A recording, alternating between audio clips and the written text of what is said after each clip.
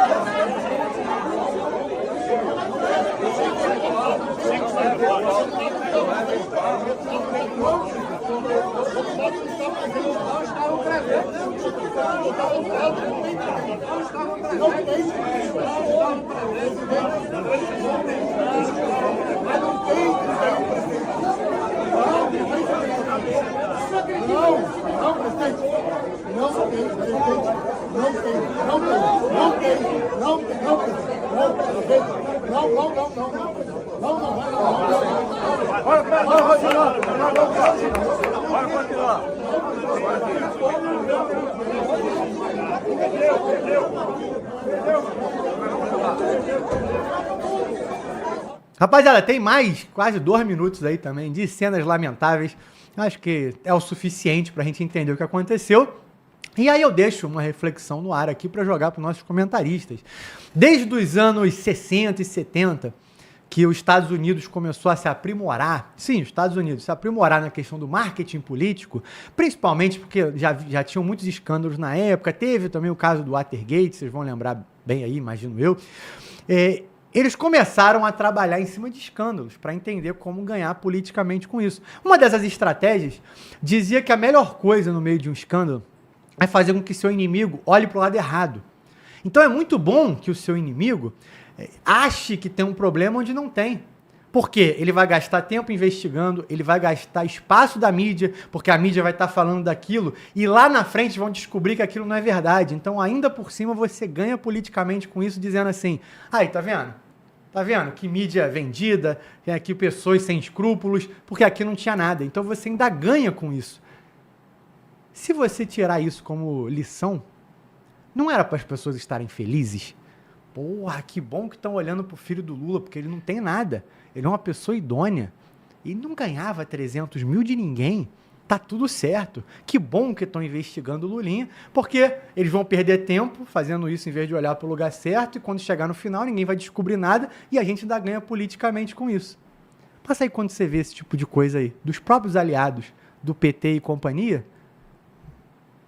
é quase uma confissão de culpa, ou desespero das pessoas em saber que o filho do Lula vai ser investigado. Mas é isso, Carcará. Queria a sua primeira leitura aí dessa palhaçada toda. Cara, essa delação aí que o pessoal tá querendo aí do filho do Lula aí, né? estão fazendo, vão fazer, o careca do INSS, mas ex-diretores de setores dentro do INSS também estão querendo deletar o filho do Lula, e outros vão deletar geral porque estão presos, vão ficar sozinhos lá. A deputada Fernanda, do PL de Mato Grosso, pediu a prisão provisória do Lulinha, do irmão do Lula, o Frei Chico, e converter a prisão do Vocaro domiciliar em prisão preventiva também. Olha só o nível que chegou, cara, prender o filho do presidente. Mas isso é menos bombástico do que o Lula fez no Carnaval, pode acreditar. Porque o Lula é o seguinte, se o filho dele realmente estiver envolvido com a falcatrua, o Babel vai falar assim, ó, pode prender, e ele vai sair como herói nisso aí. Ele vai jogar o filho dele na fornalha e falar assim, roubou, tem que ser preso mesmo. O pessoal, caraca, o Lula é pica, tio Fly, é o cara. Olha o que eu tô falando. Ele já deu até a deixa, ele já sabe o que vai acontecer, ó, se tiver envolvido, tem que pagar. Tem que ser preso mesmo e tal, eu não tenho nada a ver com essa porra, ou seja, foda-se que tu é meu filho, não vou te proteger nada. E, tecnicamente, pela lei, é isso que tem que ser feito. O príncipe da Inglaterra, o irmão do rei Charles, o mais novo, o príncipe Anderson, né? Anderson, alguma coisa assim, ele foi preso e o rei Charles, ó, tem que cumprir a lei, ele estava envolvido com pedofilia, com a porra toda, prende esse cara aí. Embora a prisão tenha durado só 2 horinhas, só para dizer que foi prisão, mas é uma prisão. A família imperial, a família real foi presa, entendeu? Então, o Lula está com 2 problemas, cara. 3 problemas. Ele não convence mais ninguém do que ele é, com as mentiras consecutivas que ele faz no Brasil, prometer. Você pegar o primeiro comício dele, o meu sonho é tirar o povo da fome. Aí o segundo comício, terceira, 10ª vez, 1000ª vez, sempre a mesma coisa. Por quê? Se tiver pobreza, ele consegue manipular o carnaval. E logo, logo já vai ter cristão evangélico, o Lulinha, paz e amor, já vai esquecer o que foi feito no carnaval, com aquela escola de samba lá de Niterói. Então o filho dele está sendo chamado, a deputada Fernanda, a coronel, era uma deputada que é coronel da polícia, ela pediu a prisão preventiva do filho do Lula, do irmão do Lula, e da prisão preventiva do Vocaro, não ser domiciliar, ficar preso em algum lugar junto com esses 3 aí. Olha o nível que chegou a República, tá? Vai ter desgastes. Se acontecer, o Lula não vai safar o filho dele, porque não tem como ele dar carteirada no André Mendonça, vai piorar mais a situação dele. Ele vai falar bonito, ó, tá todo errado, tem que ser preso mesmo. O cara, caraca, o Lula é pica, hein? Porra, o cara é honesto mesmo. Olha o que eu tô falando, ele vai usar a desgraça do filho para se dar bem. Então, na minha visão, que eu estou interpretando, essa confusão todinha envolvendo o filho dele, essas falcatruas, está tirando o trauma que ele teve no carnaval, que foi a pior coisa que ele fez, foi tentar exaltar o nome dele, querer ser um deus dentro do Brasil, ele não é. Eu falei uns 15 dias atrás, esse cara vai pro carnaval, vai tentar, através do carnaval de Olinda, de Salvador e do Rio, sair como herói do povo, o povo aplaudindo, deu tudo errado, deu tudo, o capeta é filha da puta, o capeta joga sujo, destruiu ele no Rio de Janeiro, na Bahia ele foi vaiado, em Recife foi outra baixaria, nada de objetivo foi conseguido. E vou falar novamente, o Flávio Bolsonaro vai vencer no primeiro turno, vocês não estão acreditando, né? E quanto ao Lulinha, águas virão pela frente, e se ele tiver realmente cometido essas falcatruas junto com o careca da INSS, o careca não vai ficar preso sozinho, tá?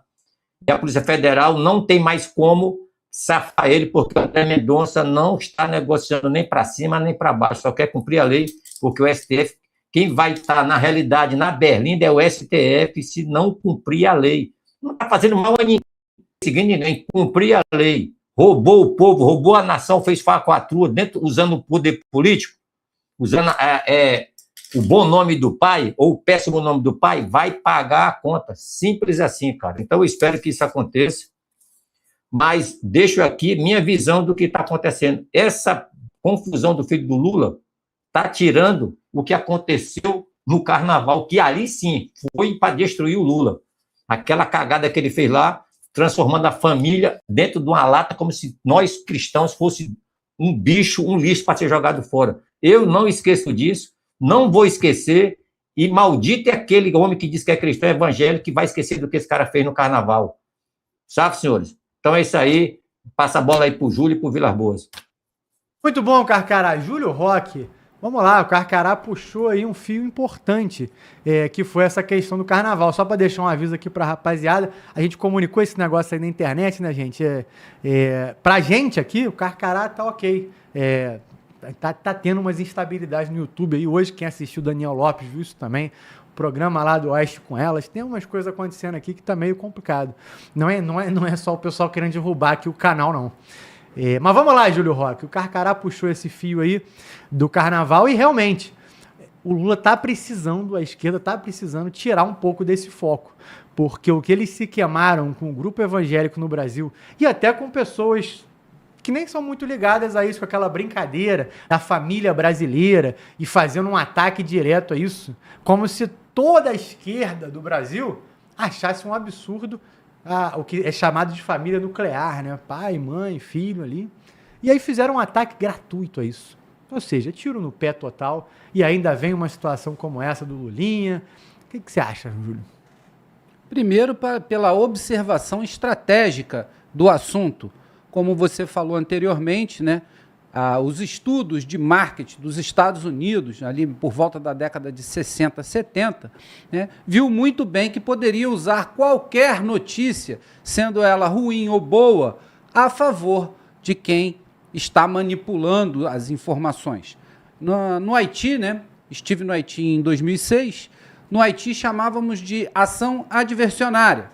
Primeiro entrava um blindado fazendo bastante barulho, dando tiro de festim, com uma música nos altos-falantes em creole, que é a língua do haitiano, e no outro bordo entravam mais blindados, com tensão ela não está aparente. Então você leva o público a ter uma certa visão de uma coisa a qual não está aparente naquilo que está passando. É isso que nós temos, assim, para mostrar para vocês o que pode estar acontecendo nos bastidores da política brasileira. Mas vergonhoso é essa ação que nós vimos aí, né, dentro do Congresso numa votação. Quebrar o sigilo bancário do Lulinha. Bem, eu convido ao senhor que está nos assistindo a tentar manipular o seu imposto de renda para ver se seu sigilo não vai ser quebrado instantaneamente. Não vai ter nem tempo para votar nada. O sigilo das suas contas será quebrado e você será procurado pelo imposto de renda para fazer novamente do jeito que tem que ser feito pelos dados que lá estão. Então, é tudo um grande engodo, é tudo uma grande festa, essa é a verdade. Escândalos, nós já batemos recordes de escândalos. Os escândalos não param e cada vez mais bilionários. O que nós não estamos vendo são os criminosos na cadeia. Nós vemos lado A falando de lado B e lado B falando de lado A. Porém, nenhum dos lados fornece ninguém para ser preso. Esse é o Brasil, esse é o suco de BR que nós temos. Esperamos por atitudes concretas, como El Salvador, que prendeu logo 4 do Supremo Tribunal Federal e praticamente dissolveu parte do Congresso. Isso sim é atitude. Não vemos ninguém preso, vemos muita notícia, muita polarização, ministro do STF discordando de outro, mas até agora ninguém foi culpado e devidamente punido. Então, continuamos, né, naquele cheirinho de pizza, Eric. Muito bom, Júlio, muito bom. Comandante Vilas Boas. Vamos lá.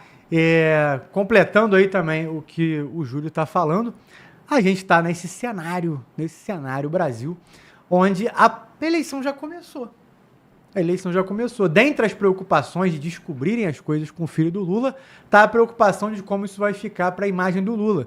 Porque apesar de todo mundo, quase todo mundo, que vota no PT, não está ligando muito para isso, até porque se tivesse, vamos ser honestos, gente, a gente aqui, vocês que estão aí em casa, o Lula prometeu picanha e cervejinha. Teve? Não teve.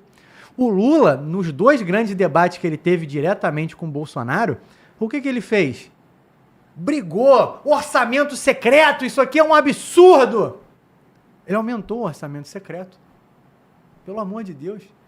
Ele criticou 50 vezes o sigilo de 100 anos. Conta de cabeça quantos sigilos desses ele já fez. A gente já perdeu a conta. E as pessoas não se importam com isso. Tem um pessoal ali, o outro, que se importa, e aí a popularidade dele vai caindo um pouco. Assim, o Lula tem mais de 20% de intenção de voto. Ele fala qualquer coisa. Tudo que ele criticou do Bolsonaro, ele não só está fazendo, como está fazendo pior. E ó, tá tudo bem, ninguém se importa. As pessoas sentam em podcast para defender Lula. Então, assim, será mesmo que essa questão do filho do Lula, e até se vier a ser preso, vai impactar? Ou o Lula vai saber jogar ali com isso e acabar usando isso até ao próprio favor, né?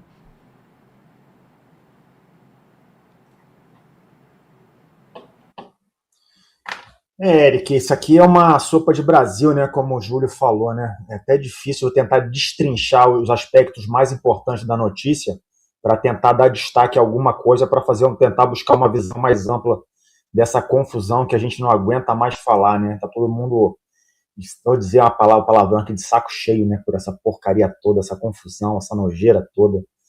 Então, assim, mas eu acabo que eu fico meio que tranquilo, né? Porque desde o momento que o pai falou que vai liberar a investigação contra o filho, né?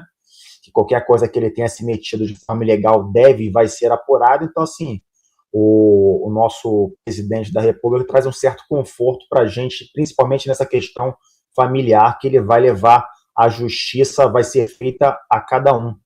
Lembrando que justiça, pela definição etimológica, né, e até espiritual também, é dar a cada um o que ele merece, né? Então, aquele que fez alguma coisa de errado merece ser julgado e merece pagar a sua culpa. E a culpa, quem vai estipular qual é a culpa é um juiz, né? Que no mundo jurídico é assim que acontece.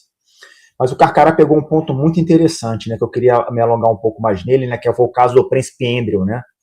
Então, você observa como numa sociedade mais ou menos séria, né, independente dos laços de família que unem um príncipe a um rei, a justiça é feita. Ou seja, o que cada um deve receber é aquilo que a justiça deve dar. Então, de forma até preventiva, antes do julgamento, ele já perdeu todos os seus títulos da realeza, lembrando que ele é um herói de guerra, né? Ele foi piloto da Marinha do Reino Unido na Guerra das Malvinas, ou a Guerra das Falklands. Foi recebido depois, quando voltou, como um herói nacional, porque realmente era, né? Mas nem isso justifica o que ele fez ou o que ele vai ser julgado por ter feito. E aí a gente observa que aqui no Brasil, laços de amizade, laços familiares, seja do núcleo familiar, do núcleo mais próximo ou não, ou relações de amizade que a gente nunca entende direito quais são, elas dão tratamento desiguais perante a justiça. Então, para a justiça brasileira, ao que parece, olhando tudo isso que está acontecendo, é que tem uns mais iguais que os outros, né? Então, não tem como fugir dessa percepção.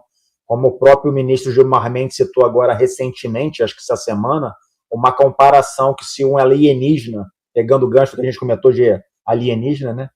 Se um alienígena descesse no Brasil nesses dias, nesse período, e visse o que estava acontecendo, ele julgaria, a princípio, que a nossa mais alta Corte Suprema é um centro que está sendo deslegitimado. Então, eu acho realmente que se esse ET aparecesse, né, ele iria chegar realmente a essa conclusão. Mas a gente que não está vendo um período específico, está vendo uma história sendo contada, a gente nem acha, a gente tem quase que certeza, né, de que isso realmente está acontecendo. Então, o caso é muito triste, é muito complicado. Basicamente, eu me refiro agora do que aconteceu, dessas cenas lamentáveis no Congresso Nacional. Então, quando a gente critica o Congresso Nacional, seja na Câmara, desde no nível municipal, nível estadual, nível federal, a gente nunca pode nos esquecer que esses representantes que estão lá, pretensamente nos representando, os deputados como nós, o povo, e os senadores como os estados, eles são fruto da nossa sociedade. Eles são um espectro amostral do que nós somos. Então, quando a gente vê cenas lamentáveis como essa, a gente também não pode nós podemos nos esquecer que nós também somos desse mesmo grupo. Nós somos do grupo aí que briga por torcida de futebol, a gente é do grupo que quando tem caminhão derrubado com acidente no meio da rodovia, furta carga. e todas essas mazelas que regem o Brasil aí, baseado naquela famosa lei de Gerson, né? Que é a lei de querer levar vantagem sempre. Então, isso é muito complicado, isso é triste de falar, mas não tem como fugir de apontar essa realidade, uma vez que nós todos somos parte disso, e mais especificamente, nesse caso desses líderes aí, fomos nós que os colocamos lá, que não nos esqueçamos disso. Então, esse deputado aí, que até de Minas Gerais, esqueci o nome dele aqui, mas é do PT de Minas Gerais, ele, de uma forma, tentaram passar panos quentes, né, contra a agressão do referente a Luiz Lima, né, que tentaram falar que não foi, mas foi sim. Os vídeos estão gravados aí, pode ver claramente que ele deu um safanão. Isso depois de tentar avançar para o senador Carlos Viana, que é o líder da CPMI, e aí fica por isso mesmo, porque pediu desculpas depois, né, para safar a sua cara, mas esse deputado é o mesmo deputado que propagou uma imagem falsa, colocando nas mídias sociais dele uma foto falsa do ex-presidente Bolsonaro com Daniel Vorcaro. E aí depois também se desculpou, tirou e ficou por isso mesmo. Então, nesse mundo aí da briga, do pessoal do amor, esse é o modus operandi que acontece. Que quando perdem a razão do diálogo, a razão dos argumentos, partem para o braço, como se fosse briga de menino no meio da rua. Que nem mais hoje isso tem, né? Mas na minha época tinha, para acertar as coisas, e ele acha que ele está nessa mesma arena. Então, essa é a nossa representatividade do Congresso Nacional. Mas muito provavelmente eles já vão acionar o senador Davi Alcolumbre para dizer alguma coisa, pedir alguma prerrogativa. Acreditem até que eles mencionaram que a votação foi fraudulenta. Dá para acreditar num negócio desse, cara? É quase que irrisório, né? Você vai rir do PT alegando fraudes em eleições. Olha que coisa curiosa, né? Para não dizer uma idiosincrasia. E aí, daqui a pouco, se não der certo, eles vão para o tapetão do STF, alguém vai entrar com mandato de alguma coisa, e essa autorização daqui a pouco vai ser anulada, e fica por isso mesmo. Mas também vale a pena mencionar, Eric, que essa CPMI ela conseguiu fatos também muito mais primorosos. Né? Além da quebra do sigilo fiscal de comunicações e financeiro do Lulinha, ela aprovou também quebra de sigilo do Banco Master, ela aprovou quebra de sigilo das relações dos aviões, dos voos do Daniel Vorcaro. Então tem muita coisa para sair atrás disso. E mais, esse caso não pode ser visto de forma isolada do INSS. O caso do INSS com o Banco Master, eles se entrelaçam como uma simbiose. É uma relação quase que cancerígena, que não dá mais para separar uma coisa da outra. Não é à toa que a própria Polícia Federal já pediu autorização ao ministro André Mendonça para fazer o cruzamento de dados, porque não tem como separar uma coisa da outra. E autorizou também, né, agora acho que foi no dia de hoje, autorizou o depoimento de novo, mas agora autorizado por ele, para o depoimento do Daniel Vorcaro na CPMI. Então vai ser autorizado. Houve inicialmente, na semana passada, uma questão em torno do avião, né?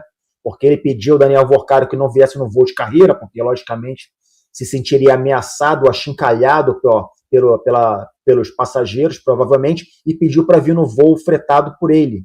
Mas ainda bem que uma santa alma pensou e entendeu que o risco desse cara decolar de São Paulo e não pousar em Brasília, quando pousar em algum país da América do Sul, era muito alto. E alguém comum, sabe a inteligência, deu volta nessa informação. Então, agora, para esse próximo depoimento, se não me engano, o ministro determinou que a Polícia Federal, por meio, provavelmente, do Esquadrão de Aviação Operacional da Polícia Federal, que é o CAOP, esquadrão de gente muito qualificada, gente muito boa que já operou com a gente, deva fazer esse transporte aéreo. Então, as coisas estão nessa confusão inteira. Então, a descredibilização dos nossos representantes políticos, da Polícia Federal nessa confusão, do STF envolvido até com lama, até o último fio de cabelo, é o limite máximo que a gente chegou do descrédito das pessoas, da população, referente a todo esse engodo, esse caldo que virou a política e o Judiciário Nacional. Então, o que nos resta aqui é torcer para que o bem, né, o ministro André Mendonça seja tocado aí pela graça do Espírito Santo e ele consiga tentar, com calma, com muita sapiência, com sabedoria, que ele rogue a sabedoria de Salomão para tentar, de uma forma ou outra, desvendar a gente e desatar esse nó que ninguém mais aguenta no Brasil, Eric. Muito bom, comandante. Carcará pediu a palavra aqui. Carcará, com você. Vou dar uma atualizada aqui, meu amigo Eric, sobre essa confusão toda, tá? Há pouco instante, o Gilmar Mendes, o ministro Gilmar Mendes, que ele é juiz de carreira. Entre os juristas brasileiros e pessoas que entendem de leis e Constituição, Gilmar Mendes, independente do que a gente fala, ele é um dos grandes,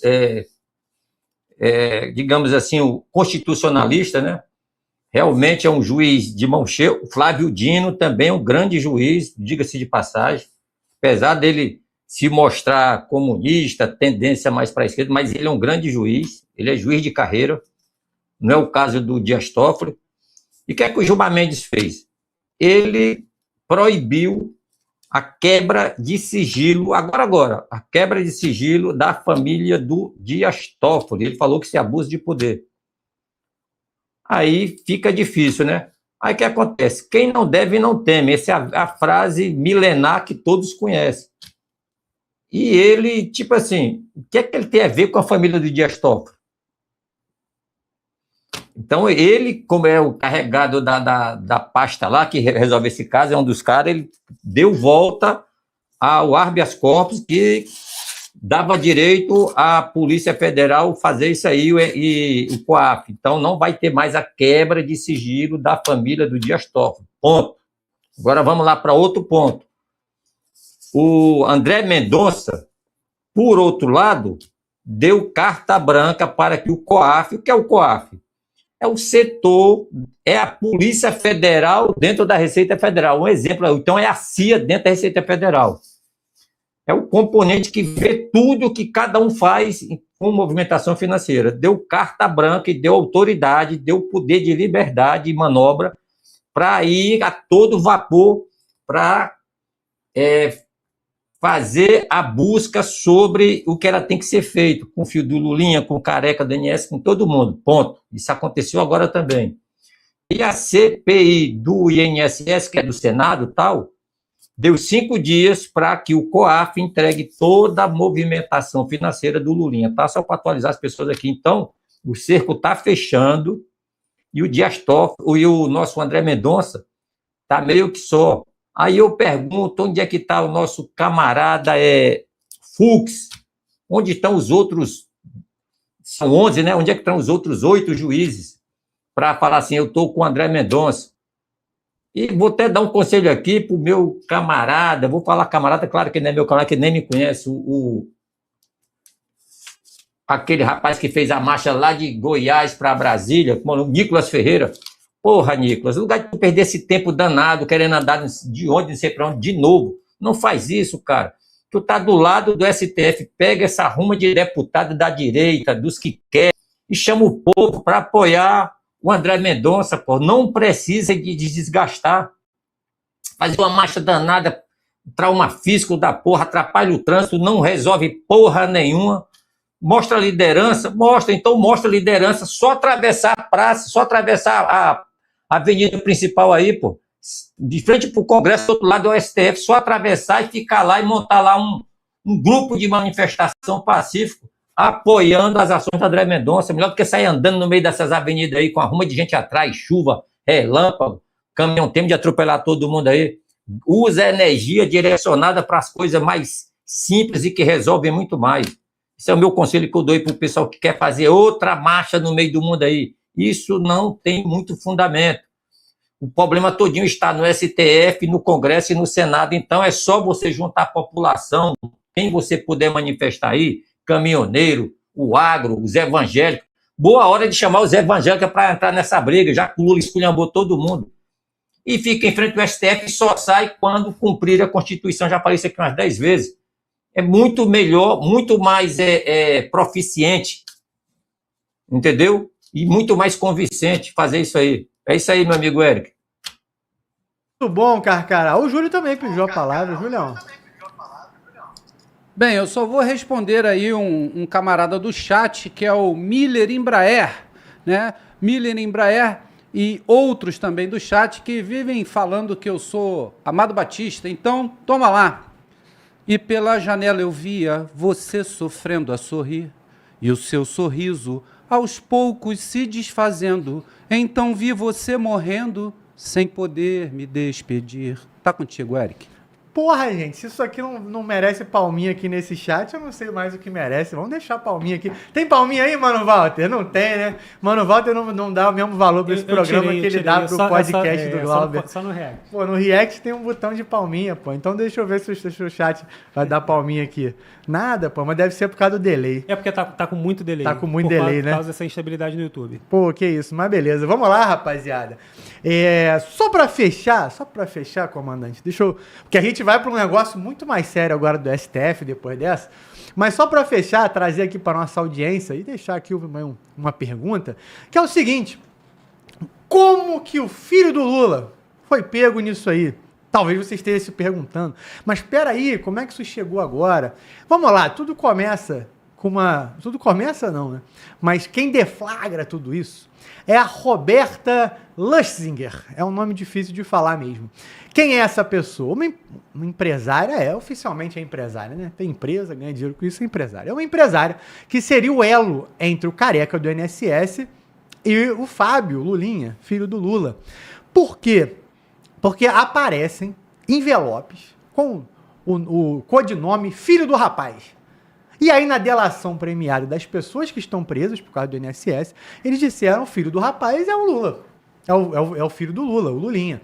Então, eles identificaram, dali você chega nesses... Primeiro chegou lá atrás a primeira denúncia. A primeira denúncia, há alguns meses, de que havia 300 mil de mesada todo mês para ele. Aí depois foi identificado, procura pelo envelope do filho do rapaz. Foram identificados pelo menos 5 pagamentos mensais de 300 mil, que já dá aí 1,5 milhão. Isso que foi descoberto.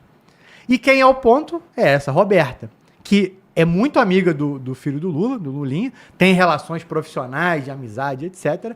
E com o careca do INSS. E quando o nome do filho do Lula cai na mídia, há uma conversa dela com o careca dizendo assim: pegaram um envelope com o nome do nosso amigo. Porra, até aquele momento, naquele momento que estava acontecendo isso, só tinha o Lulinha, gente. Só tinha o Lulinha. É aquele tipo de coisa que é pra gente ser feito de palhaço. Cadê o nariz de palhaço desse estúdio? É pra gente ser feito de palhaço.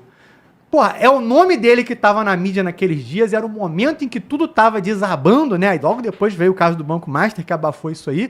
Aí você descobre que ela fala com o principal envolvido, que era o careca do INSS, que tinha... Gente, se tivesse sido ensaiado, não tinha ficado tão bom. É isso, ó. Isso aqui é a sociedade brasileira. Não tinha o nome de ninguém mais envolvido naquele caso. Ninguém. Aí, ela diz: pegaram o envelope com o nome do nosso amigo. Aí o pessoal intercepta, recebe delação sobre isso, e a gente tem que fingir que não sabe que é o filho do Lula. Precisa abrir investigação, precisa fazer quebra de sigilo. E a galera continua votando no Lula.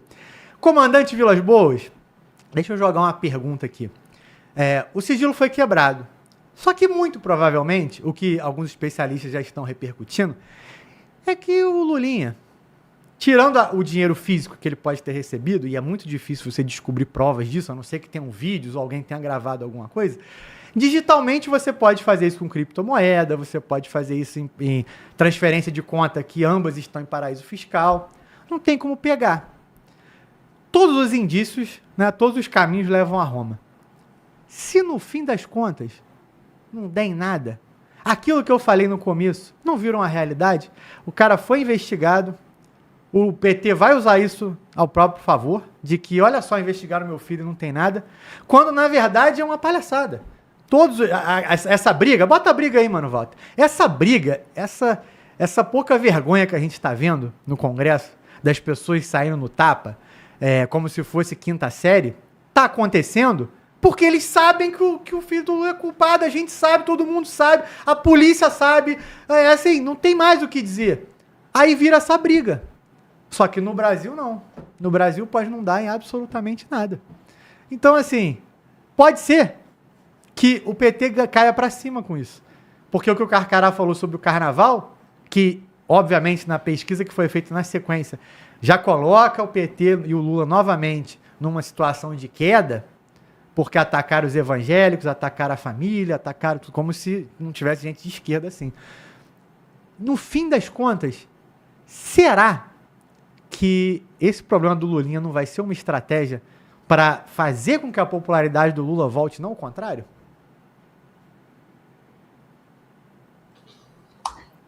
Eric, eu vou responder, mas só voltando ainda só no tópico que o Carcará falou da manifestação, né? O próprio tema manifestação na Praça dos Três Poderes virou um tema maior, uma caixa de Pandora, né? Só para relembrar que houve, em julho de 2025, uma proibição do ministro Alexandre de Moraes para qualquer tipo de obstrução ou acampamento na Praça dos Três Poderes, que era referente àquela ação, o acampamento que fez de forma improvisada o deputado Hélio Lopes, né, ligado ao governo do Bolsonaro, e aí ficou essa ordem meio que mal entendida. Então não se sabe se pode ou não fazer manifestação na Praça dos Três Poderes, inclusive aquela caminhada do deputado Nicolas Ferreira, ela nem chegou perto da onde quem conhece Brasília, né, da torre da televisão. Então a manifestação ela foi marcada para uma posição atrás, que é o Morro do Cruzeiro, que é a posição mais alta do Distrito Federal, justamente para tentar evitar qualquer tipo de confrontação contra essa pseudo-ordem do nosso Supremo Magnânimo Ministro em termos da manifestação na praça que é do povo, certo? Praça dos Três Poderes, executivo, legislativo e judiciário comungam de uma praça que é separada por um grande campo aberto, né, que ali deveria ser o lugar do povo, mas infelizmente o que a gente percebe hoje é que as instituições que foram pensadas para defender o povo, hoje parece que tem que se defender do povo. Então as preposições parecem estar trocadas. Mas no caso do Lulinha, olha só, Eric, tem fatos que eu acho meio que curiosos, né? Chegou, a mídia colocou, né, que a investigação dele, a quebra de sigilo, 2 sigilos, já haviam sido autorizadas pela ministra André Mendonça desde janeiro. Ou seja, tudo dá a entender que, como o inquérito corre em sigilo de justiça, que o filho do Lula ele é investigado. Porque essa autorização, fora do âmbito da CPMI, já tem um mês. Ou seja, durante um mês, o que já foi investigado pela Polícia Federal já deve ter bastante consistência. Então, isso dá a tônica que, para mim, o governo Lula hoje, PT, deve estar avaliando aonde que ele vai ter menor perda de capital político. É ele obrigar para defender as ações dentro da esfera da CPMI, que é o Congresso, a Comissão Parlamentar Mista de Inquérito, ou dentro do inquérito sendo conduzido no STF. Então, para onde que ele vai carregar forças para ter menor perda de capital político nessa história toda? Nessa confusão toda, nós temos hoje no Brasil 2 instituições, né, atacadas no sentido de estão sendo vasculhadas, onde o povo, a população, a mídia está fazendo seu papel de questionar dados, informações, condutas que fogem, vamos dizer, do escopo ou do entendimento da maioria das pessoas, que é o STF e o Executivo, o governo do presidente Lula. Nesse caso específico, a gente está mostrando essa confusão da CPMI, dessa baixaria, é interessante para o STF, porque ele está saindo do foco. Durante um dia e durante o final de semana, não vai se falar, ou vai se falar pouco do STF. Então, para o governo Lula, nesse momento pode ser ruim, mas aí eu concordo com o ponto de vista do Carcará, que você agora iluminou de novo, Eric, que isso pode ser, sim, um artifício, uma brecha deixada para que ele saia como o bonito da história.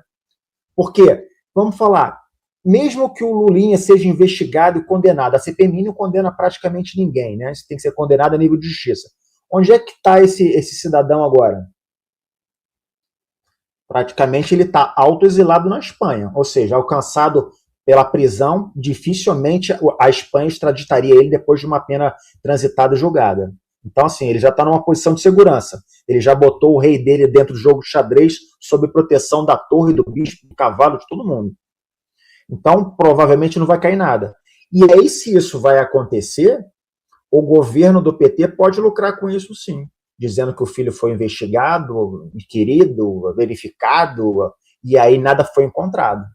Então, o ganho político que o PT, no seu padrão, né, de esquerda, vai cortando a mão para salvar o braço, é possível, sim, que aconteça. Então, essa contabilidade política em termos de ganhos, de benefícios, de análise, de risco, ela deve estar sendo feita hoje na conta da ponta do lápis.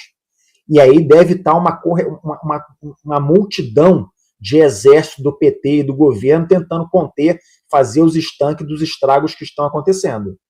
Nessa história toda, já saiu, como eu falei no outro, já estão pedindo ao presidente do Senado a anulação dessa votação.